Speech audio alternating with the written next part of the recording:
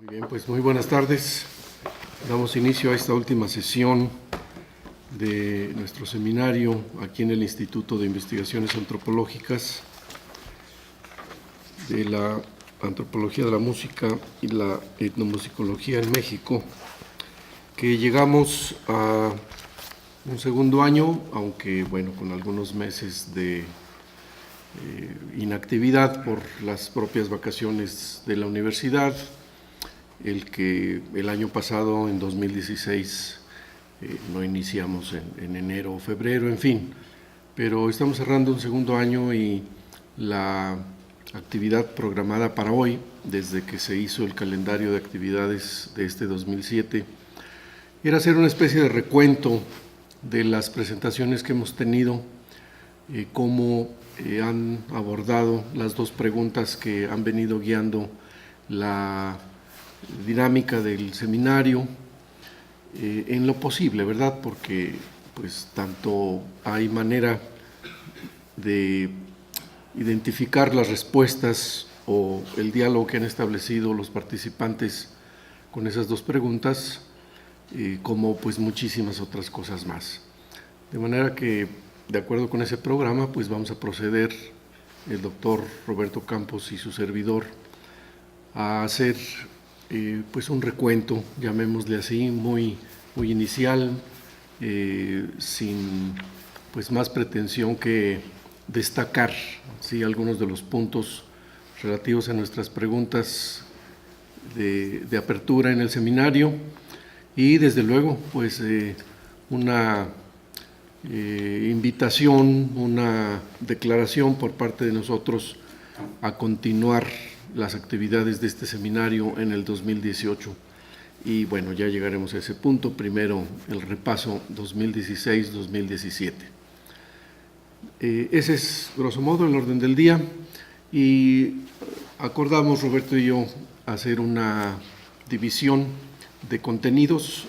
Yo voy a iniciar con las actividades que se llevaron a cabo en el 2016, para después pasarle la voz a Roberto a la síntesis de las actividades llevadas a cabo durante este año 2017, en el entendido en que los elementos que vamos a exponer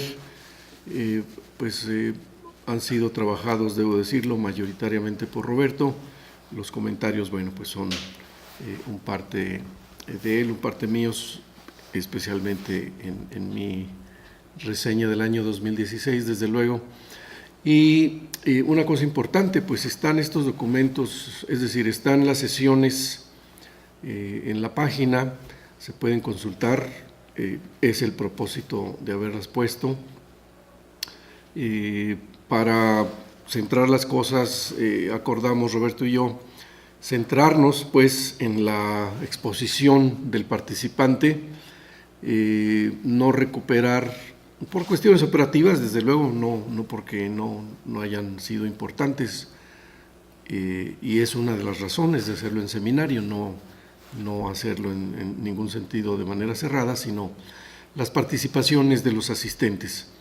El día de hoy, desde luego, pues también están invitados a participar quienes nos acompañan, pero pues están los documentos completos con la exposición, las participaciones, como ustedes lo saben, y quienes lleguen a escuchar esta presentación también verán que se puede recurrir a todas las sesiones con las participaciones del público, un componente muy rico en todos los casos, Bien, pues con estos preliminares, miren en la pantalla, si ustedes hacen favor, con el menor número de palabras, presento a la consideración la respuesta de cada uno, que corresponde, ¿verdad?, a cada uno de los participantes del año 2016. Tenemos ahí a Carlos Ruiz, que trabajó en 2 sesiones, Gabriela Vargas Cetina, Jorge Velasco, que hoy nos acompaña, Rodrigo de la Mora, Dulce María Noriega y Amparo Sevilla Villalobos. En el menor número de palabras, para iniciar la exposición, lo que yo puedo decir es que la respuesta a cómo estamos la respuesta a la pregunta, ¿cómo estamos estudiando las prácticas musicales hoy en día? De acuerdo con las presentaciones y en los términos más generales, Carlos nos hizo favor, ¿verdad? Se presenta con una investigación esencialmente documental, en tanto que su tema fue el desarrollo de la etnomusicología. Leo el título, ¿verdad? Vertientes, balance y desafíos de la etnomusicología en México hacia una ruta crítica de consolidación académica. De manera que es un trabajo, ese que nos presenta Carlos, no que él sea investigador de gabinete, sino en particular responde con una investigación documental, una interpretación de documentos y desde luego de hechos institucionales, de escenarios académicos, ya detallaré. En el caso de Gabriela, hay un componente que yo destaco, ¿verdad?, en esta síntesis, que ella hace una investigación participante.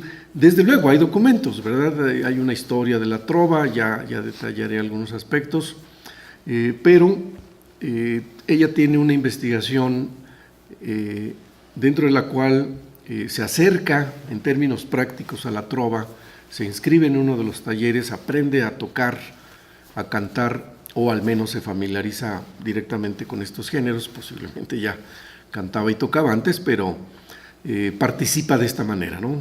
Lleva a cabo una investigación con la participación directa. Y el caso de Jorge, ¿verdad?, tiene una investigación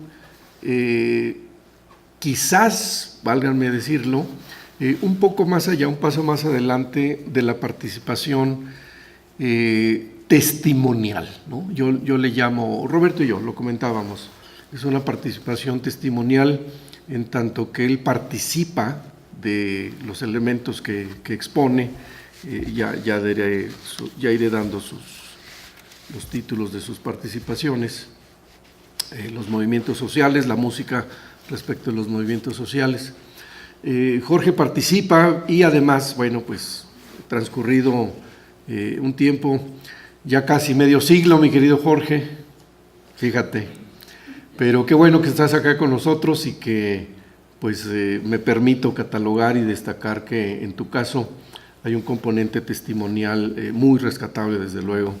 No tenemos siempre esa oportunidad de que los agentes que participaron del objeto de estudio, todo entre comillas, ¿verdad?, y con el debido respeto a la consideración humana, pues estén con nosotros y en ánimo de participarnos justamente sus testimoniales desde una investigación poquito más allá, decía, de una participación como es la de otros casos. Bueno, en el caso de Rodrigo de la Mora, su trabajo con el pueblo wixárika, pues tenemos una investigación etnográfica en el medio rural, son los contextos y los espacios sagrados de la comunidad wixárika donde Rodrigo hace su investigación, levanta sus datos, y esto a su vez tiene una contraparte, por decirlo así, respecto del método, en el trabajo de Dulce Noriega, que es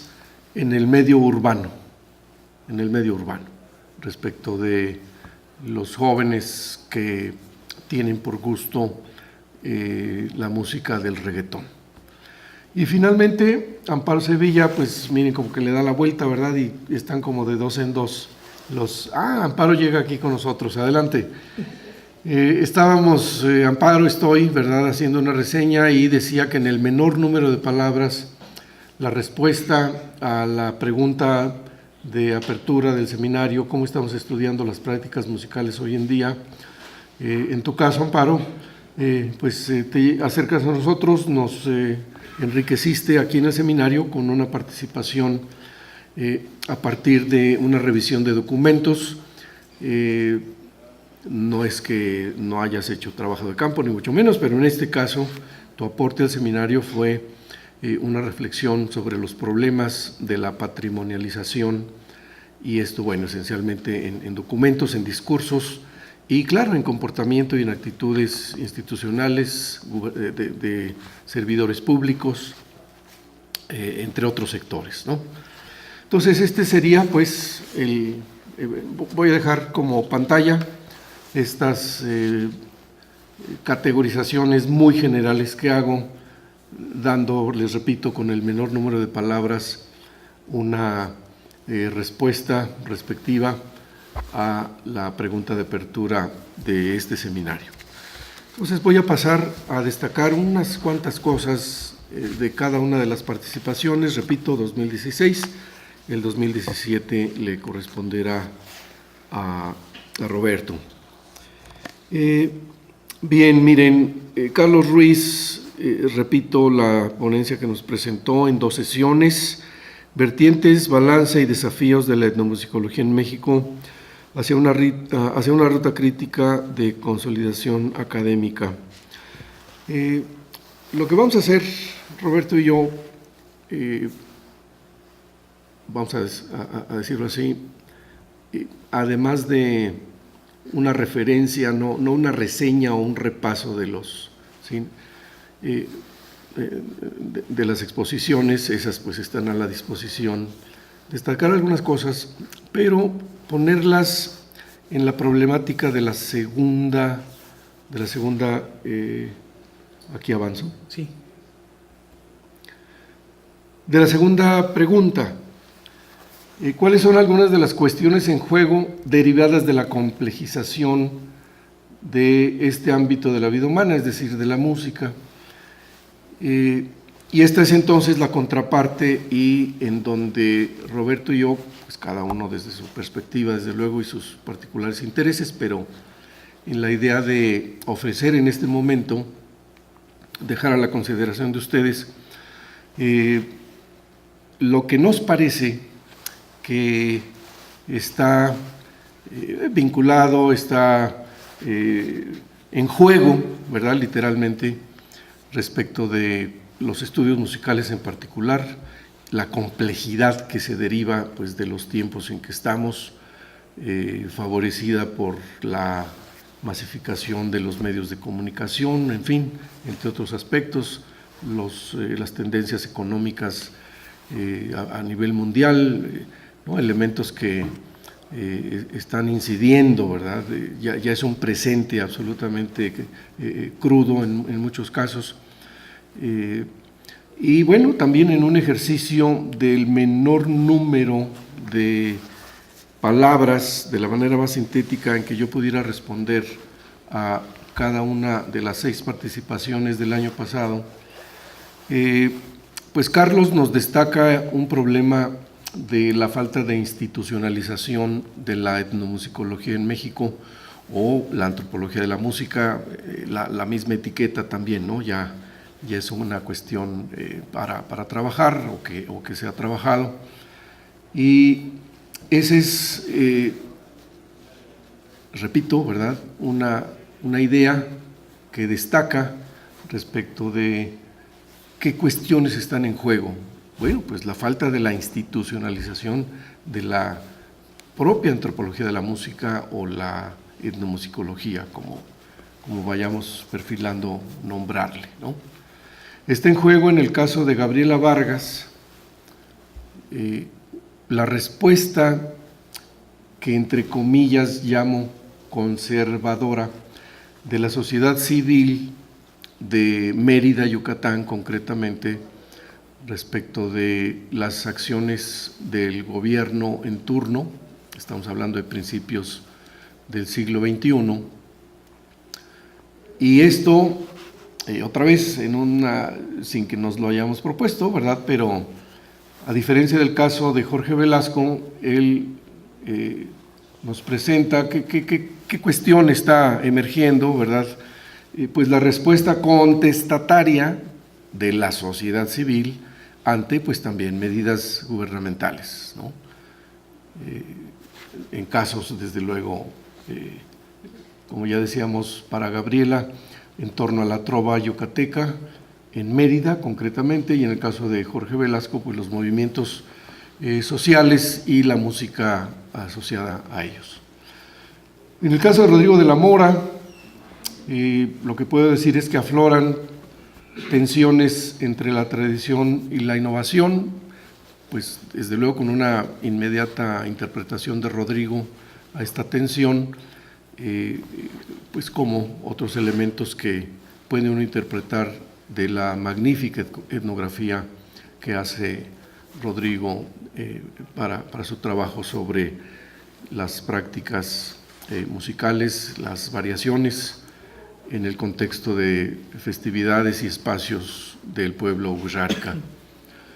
Para el caso de Dulce Noriega, lo que me parece que destaca son aspectos de las culturas juveniles, ya llegaremos a detalle en unos momentos, y finalmente en el caso de Amparo, lo que creo que en el menor número de palabras podemos decir que se pone en juego respecto del tema que aborda y la complejización que se deriva de los tiempos y el tema de estudio es la mercantilización de la tradición, lamentablemente encubierta en muy buenas intenciones de documentos y de iniciativas, pero que en la práctica pues afloran como esta cuestión en juego de la mercantilización. Entonces, bueno, les decía, dejo de pantalla estos elementos muy generales para destacar unas cuestiones en particular de cada uno de los casos. Para Carlos Ruiz, entonces, nos presenta de dónde venimos, en dónde estamos respecto de la consolidación académica del campo de la etnomusicología en nuestro país. Él tiene como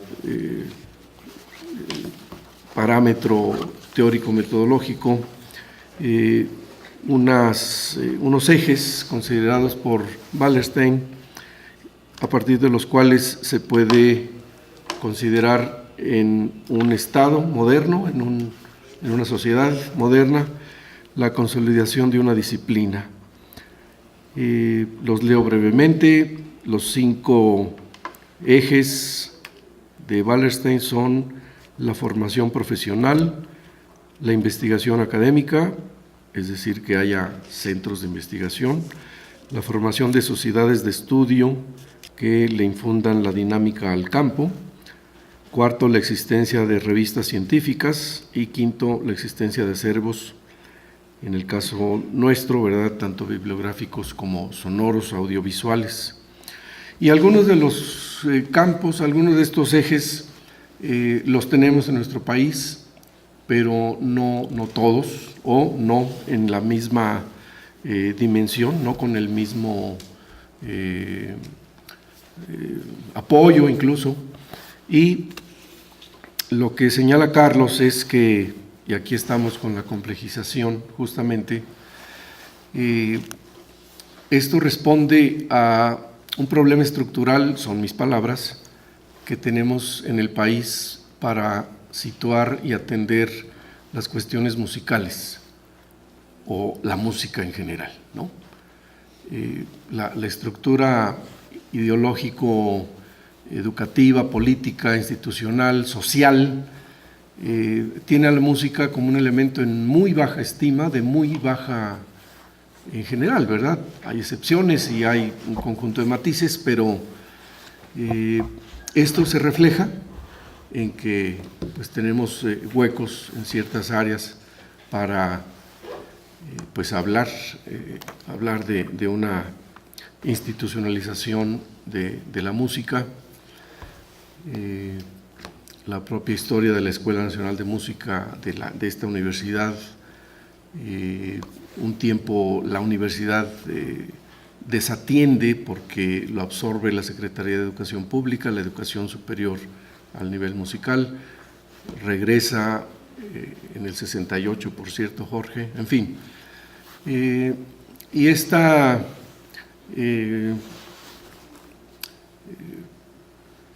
cuestión, esta marginación de la música, la podemos identificar en muchos niveles. Algunos de nosotros vivimos los cambios que se fueron generando en los planes de estudio de la población aplicados por la Secretaría de Educación Pública donde se retiraba la asignatura de música de escuelas secundarias, de los espacios donde... Y pues parecerá cliché, pero el que ahora se ofrezca inglés y computadoras en lugar de otras alternativas, pues habla justamente de una perspectiva de qué consideran las esferas de poder importante y qué cosas no.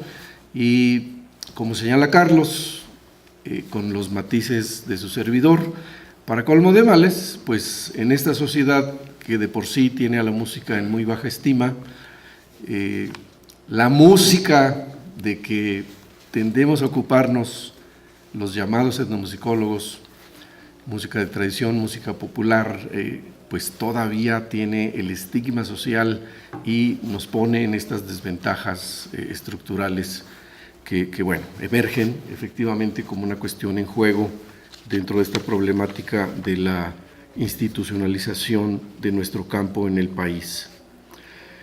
Hay más, desde luego, ¿verdad? Hay más aspectos, por ejemplo, el que predomine el acervo en nuestro país sobre el centro de investigación, ¿sí? Como que haya habido en la historia, ¿verdad?, más atención a consolidar o a formar acervos, fondos, que centros de investigación. Pues eso es también una cuestión que sigue pesando sobre nosotros. Y el que en nuestro campo han participado personas que no tienen el perfil antropológico o de músicos, pero bueno, han hecho aportes. Muchos de ellos, desde luego, no se autoadscriben como etnomusicólogos, pero bueno, están estoy destacando, ¿no?, algunos de los puntos que menciona Carlos y enfocándolos hacia destacar pues las cuestiones en juego. Y quizás para cerrar esta parte de Carlos, dejando desde luego muchísimos aspectos de interés, pero en esta manera de síntesis, las carencias, ¿verdad? Carlos señala tres aspectos débiles respecto de estos 5 ejes de Wallerstein. Uno de ellos son los espacios institucionales, hay una carencia de estos. La formación de cuerpos colegiados, este seminario aspira pues a ir construyendo efectivamente una inercia de trabajo, y los medios, revistas y ahora, bueno, pues medios electrónicos que tanto las propias conferencias como en su momento o en su oportunidad textos en específico, pues ayuden a consolidar y a mantener un nivel de diálogo que requiere el campo.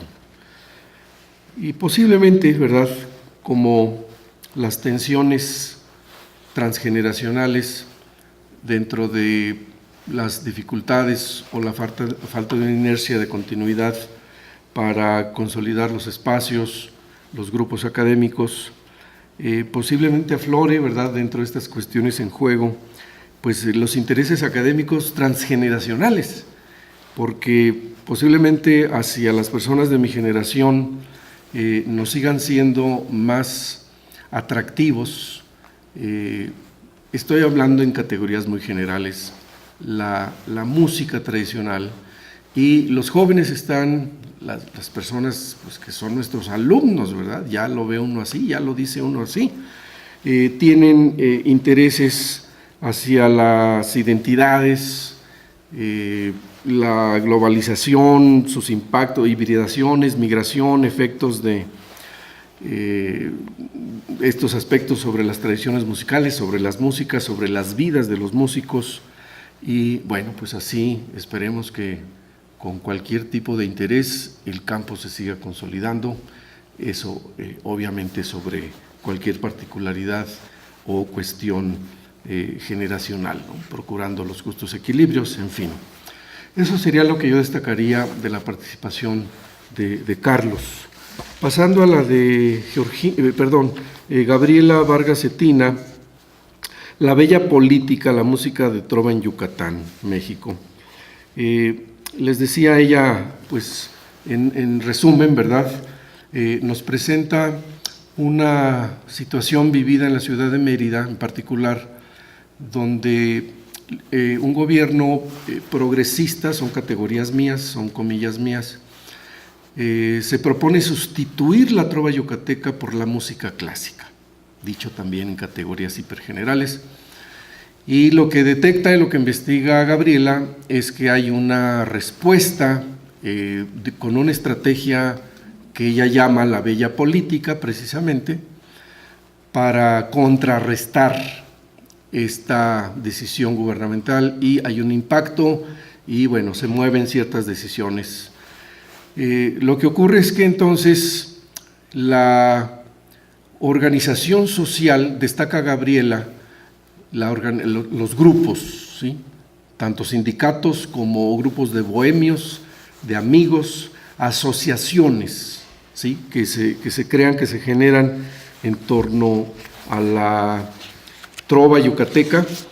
Ella habla incluso de el archivo de la trova, ¿sí?, y por archivo de la trova ella se refiere a la erección de monumentos públicos dedicados a trovadores, teatros con nombres de trovadores de la historia, calles con nombres de poetas y trovadores, espacios en los panteones destinados como tumbas corporativas. Hay bares, clubes nocturnos especializados en la trova. Dice, Mérida está llena de la huella de la trova, ¿no? Este archivo incluye desde luego este archivo, llamado así por Gabriela, producción de cancioneros, partituras, libros de semblanzas, grabaciones, programas de radio, películas, fotografías, videos, óleos, pósters, reseñas de eventos, artículos de periódicos, y dice que hay una tradición historiográfica de contar la historia de la propia trova. Destaca como archivo y memoria la memoria de las personas, ¿verdad? Dice, esta es una memoria viva sobre la vida misma de la trova y claro, las cuestiones que pueden surgir, las cuestiones que se pueden poner en juego. Hay una fetichización de objetos relativos a la trova. Voy a decir, la guitarra de Guti Cárdenas, el sombrero de Palmerín, y de aquí a pues cosificar y a convertirse en estereotipos y a, pues bueno, puede haber un paso, pero la sociedad yucateca verá, ¿no?, o estará viendo cómo vive estos aspectos. Y entonces, ante las amenazas de sustituir a la trova, lo que hace la sociedad, la clase media, esto es importante desde luego, situar el sector social que participa de esto, crea este archivo, inunda Mérida, se movilizan redes para promover a cantantes, intérpretes, autores. Ella menciona Japón, Panamá, Colombia, y luego regresan a Mérida pues como éxitos internacionales. Viene una participación significativa de Yucatán para uno de los cervantinos, y esto pues va impactando en los gobiernos, y bueno, pues se van dando cambios, ya no esta sustitución. Se crea, por ejemplo, el Centro Vaqueiro Foster, también la Escuela Superior de Artes en Yucatán, que pues bueno, se logra esta negociación, por decirlo. Hay desde luego otros aspectos.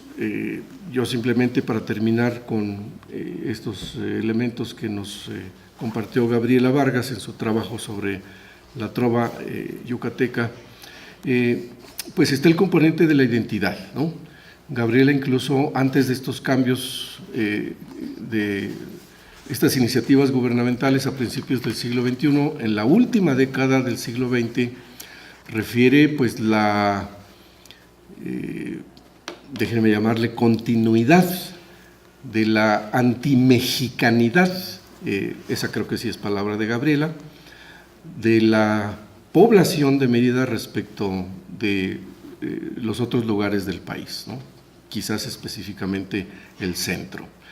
Entonces, sí, juega un papel importante. De las frases con las que va terminando Gabriela su exposición, dice que esta bella política funcionó y nuevamente la trova se ha convertido en el alma de los yucatecos y de Yucatán, con este sentido identitario, que si bien tiene el componente musical respecto de un género, pues también obviamente tiene sus componentes ideológico-políticos, y pues, de ello fue de lo que nos habló Gabriela.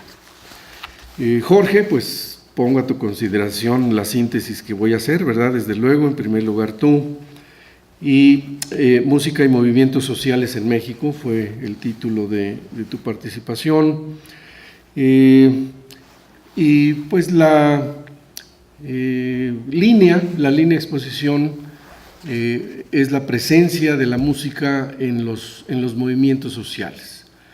Te refieres al corrido en la Revolución, aunque, bueno, una reflexión podríamos decir que no es que lo hayas dicho tú, pero la asociación indisoluble de corrido y revolución, pues es una construcción, ¿verdad? En tanto que el corrido como género, a su vez, pues derivado de otras formas narrativas como el romance, pues ya tenía su historia, ¿verdad? Y coincidieron, pues, como un medio de comunicación, la revuelta que conocemos como la Revolución, y el que efectivamente hacia 1968, que es donde centras tú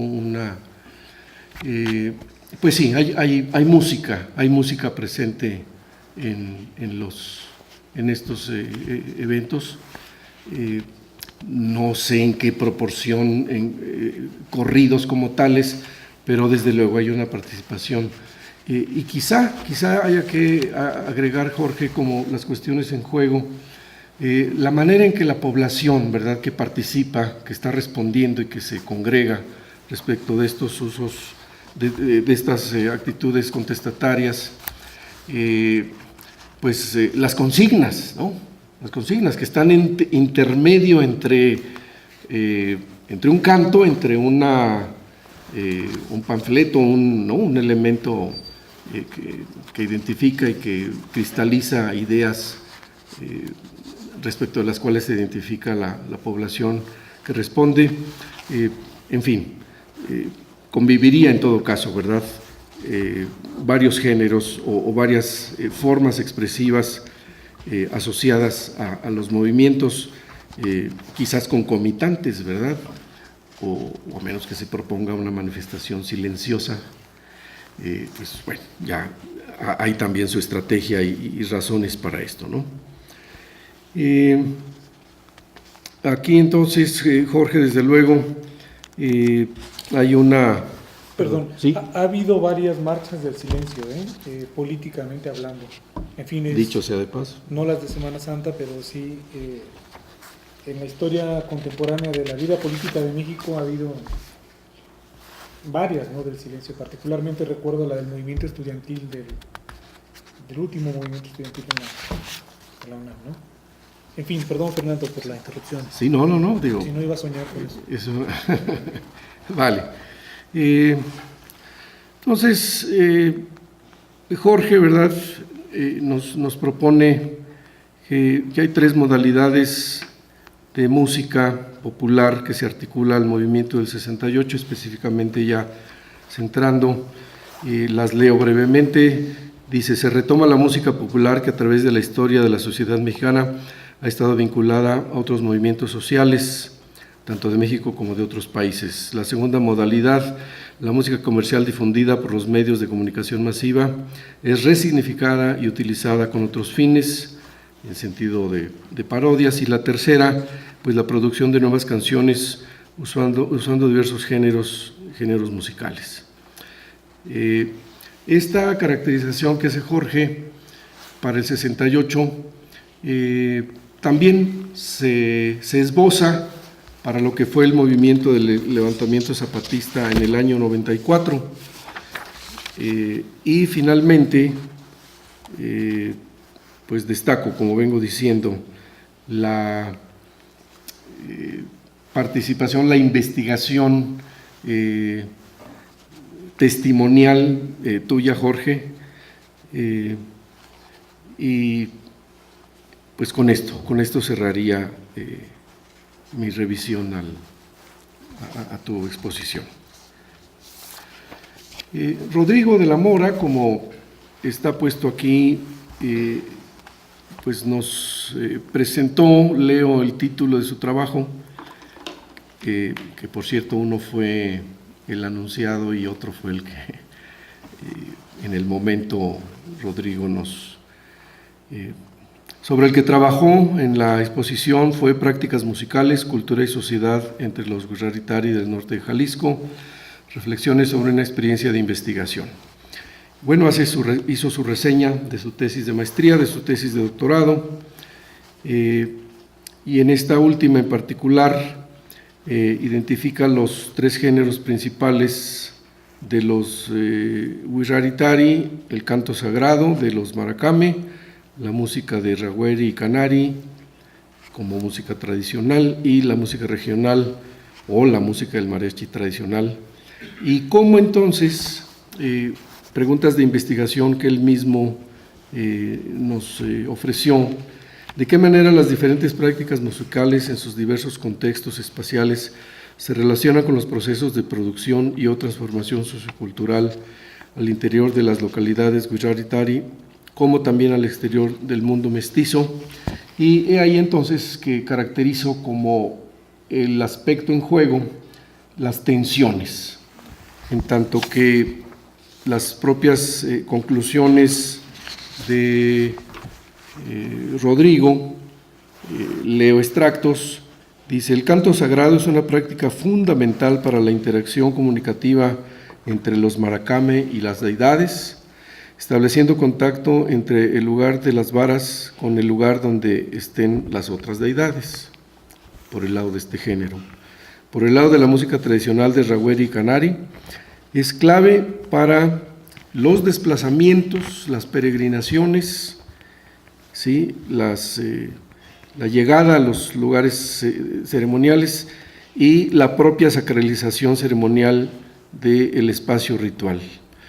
Y la música regional de mariachi tradicional, opera como el elemento fundamental en el intercambio de dones suntuarios para la celebración y para la expresión de poder y el estatus social de los actores participantes. Señala de hecho que en esta dinámica de los cargos que ocupan las autoridades tradicionales huicholes, Gujarritari,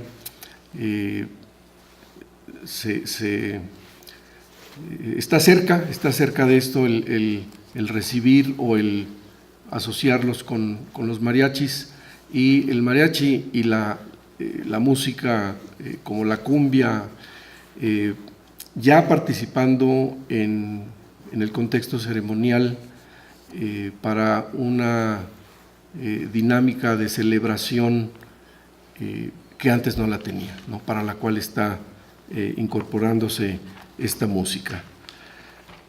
La presencia de las músicas populares mediatizadas en las prácticas ceremoniales locales, que sin duda esto, pues está participando de la complejización de la música en este caso. Repito, son elementos muy generales y paso a los de Dulce Noriega. Reggaetón e identidades juveniles en la Ciudad de México. Dulce nos presentó un conjunto de elementos. Sus preguntas de investigación son: ¿por qué estudiar el reggaetón? ¿Qué significa la gran recepción o el alto consumo de este género como estímulo para la investigación? y una de sus preguntas en específico, ¿por qué a estos jóvenes les gusta el reggaetón? Nos dio antecedentes, observábamos que no quedaba claro si algunas de sus categorías eran de los participantes o de la audiencia. Bueno, algunas cuestiones desde luego posiblemente para arreglar con ella, para precisar con ella. Lo socialmente estigmatizado que están los jóvenes o esta corriente musical,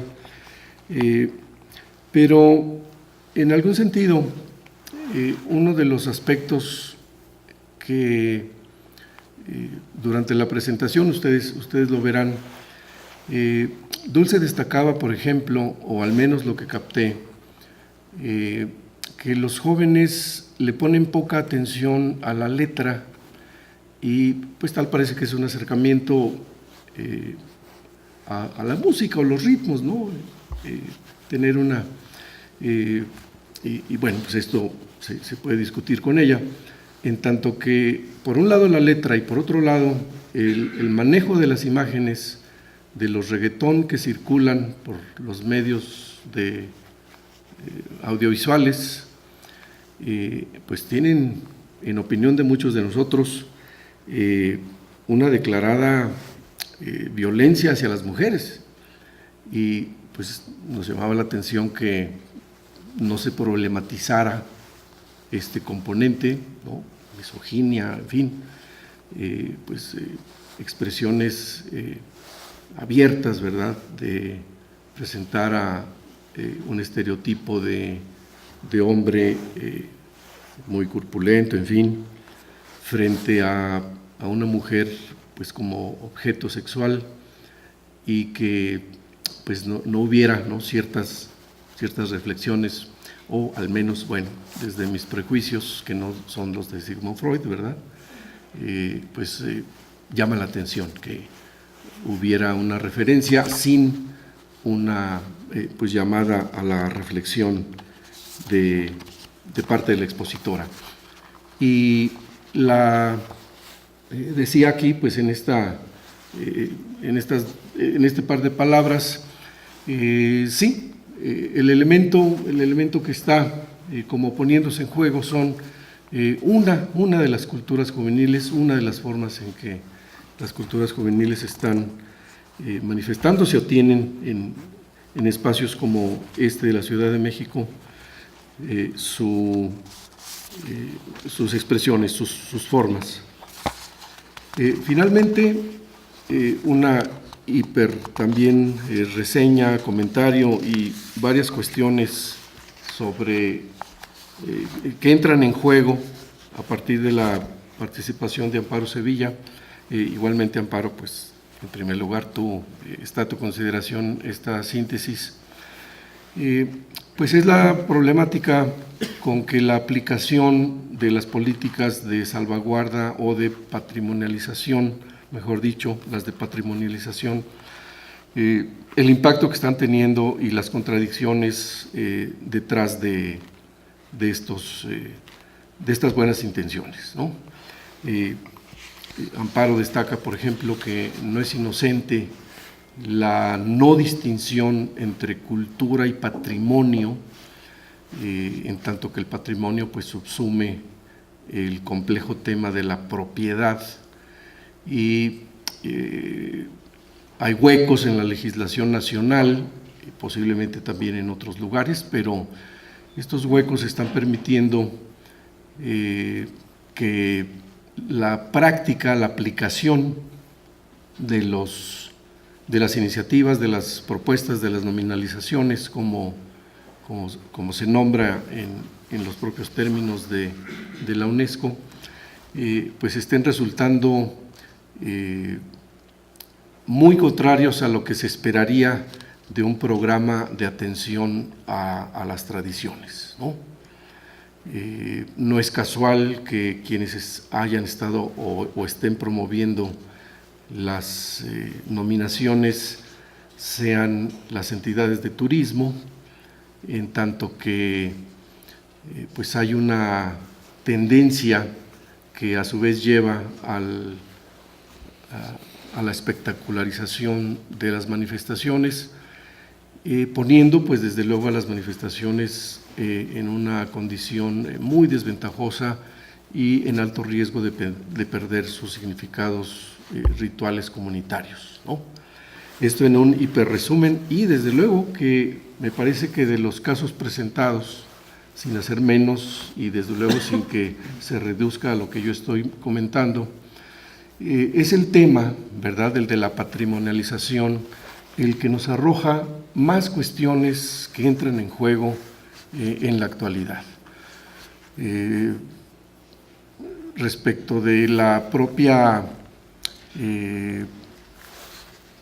cercanía o el control de los depositarios de la tradición, que muy bien lo señala Amparo, no los dueños, sino los agentes, ¿verdad?, de la tradición, están perdiendo el control, en tanto que estos elementos de la patrimonialización dejan al libre mercado, al mejor postor, los aspectos, toda vez que se mercantiliza y se hace un objeto ya no solamente con el valor simbólico, sino con valor económico real, que no está equitativamente distribuyéndose o generándose, ¿no?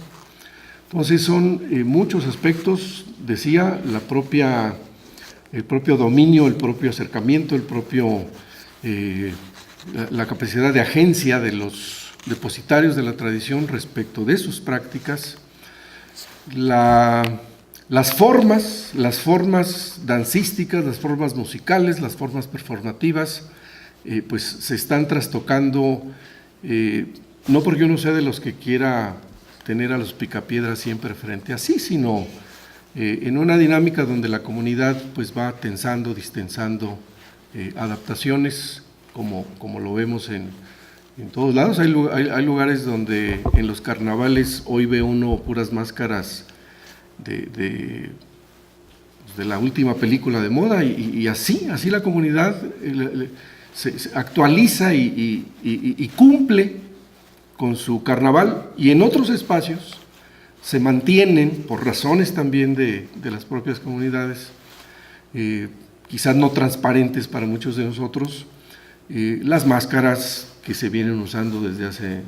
mucho tiempo, que si de madera, que si, en fin, cosas que ustedes conocen, pero que efectivamente son ahora trastocadas por otras cuestiones que están en juego en virtud de esa participación muy poco razonada o no equilibradamente vista respecto de un proceso de salvaguarda y la participación de otro tipo de intereses, incluso el lucimiento de políticos o personas de los gabinetes.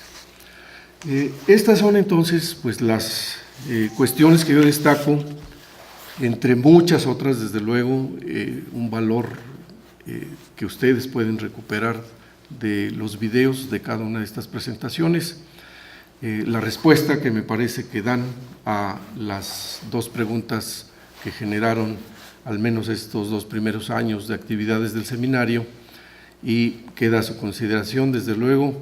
Paso entonces la palabra a Roberto para continuar con lo relativo al año 2017. Gracias.